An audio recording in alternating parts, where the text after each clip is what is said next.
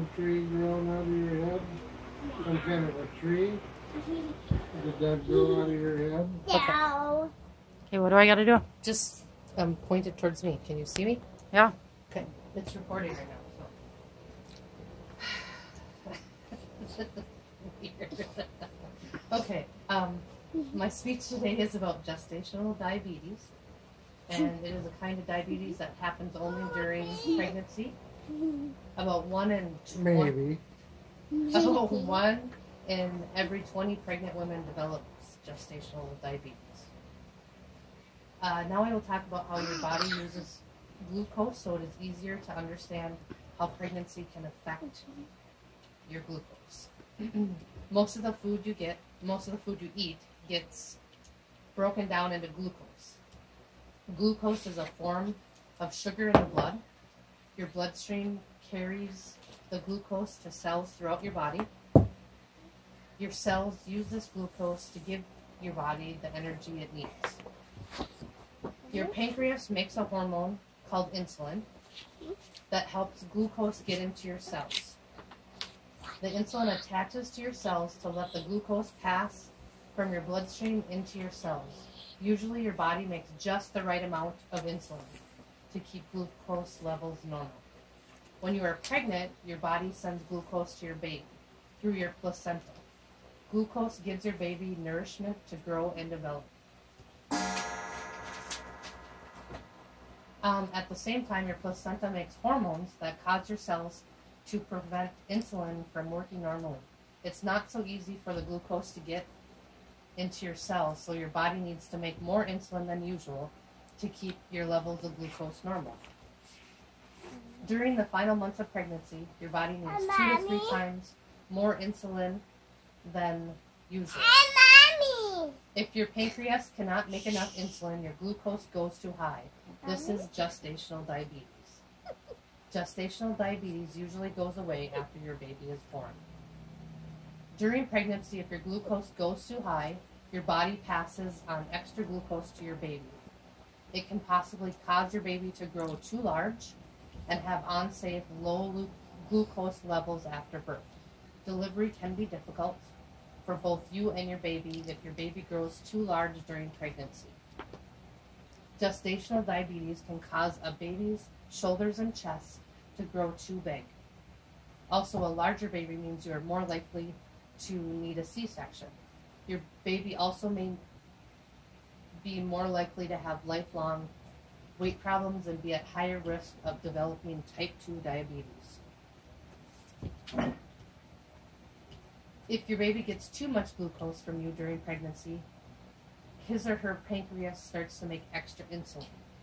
After delivery, your baby will keep making extra insulin, even though he or she no longer gets extra glucose from you.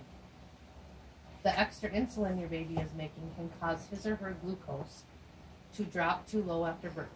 Your baby would need IV glucose to keep his or her glucose at a normal level. The good news is you can do a lot to prevent these problems if you are able to. Make changes in your eating habits and lifestyle. Test your glucose daily. Have regular follow-up appointments. Take medication as prescribed. Screening for gestational diabetes is done during the first 12 weeks of pregnancy for some women at risk for diabetes. Between 24 and 28 weeks of pregnancy for all women not known to have diabetes. The lab test used to screen for gestational diabetes is called an oral glucose tolerance test. This test measures the level of glucose in your blood at 3 or 4 different times. In the morning after fasting. Fasting means not eating or drinking anything except water. Overnight for at least 8 hours. 1, 2, and sometimes 3 hours after drinking a beverage sweetened with glucose. So the levels that you need, like fasting, if you're 92 or higher, those are above normal, obviously. At 1 hour, it's 180 or higher. At 2 hours, it would be 153 or higher. And at 3 hours, it would be 140 or higher. One or more test results above normal indicate gestational diabetes. The goal of treatment for gestational diabetes is to keep your glucose in the normal range for pregnancy. Food plan, what you eat, how much you eat, and when you eat can all affect your glucose. Physical activity, you may also benefit from adding physical activity to your daily routine. Physical activity can help keep your glucose in target and help you feel better. Medication, some women with gestational diabetes need to take medication to help lower their glucose. Common diabetes medications used to treat the gestational diabetes include insulin and pills. You use a glucose meter to check your glucose, and you test it at least 4 times a day. In the morning before breakfast, which is your fasting level, 1 or 2 hours after the start of breakfast, 1 or 2 hours after the start of lunch, 1 or 2 hours after the start of supper. Before breakfast fasting, your levels should be 60 to 95. 1 hour after the start of a meal, less than 130.